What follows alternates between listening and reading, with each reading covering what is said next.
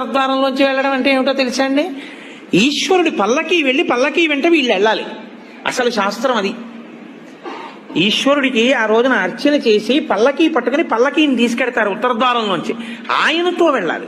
నువ్వు తినే ఉత్తరద్వారంలోంచి వెళితే నీకేం వస్తుంది? ఆయన వెళ్ళిన ఉత్తరద్వారంలోంచి వెళ్ళాలనుకోవాలి. అథవా అసలు నిజంగా వెళ్ళవలసింది ఏమిటంటే ఈశ్వరుడితో వెళ్ళాలి.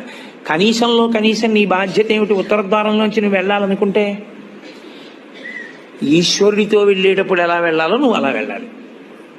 ఈశ్వరుడితో వెళ్ళేటప్పుడు వెళ్ళేవాడు ఎలా వెళ్ళాలి? వైదికంగా వెళ్ళాలి.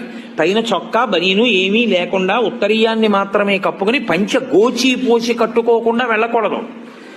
గోచి పోసి కుర్చీళ్లు పెట్టుకుని వెనక్కి దోపుకోకుండా వెడితే మహాపాపం.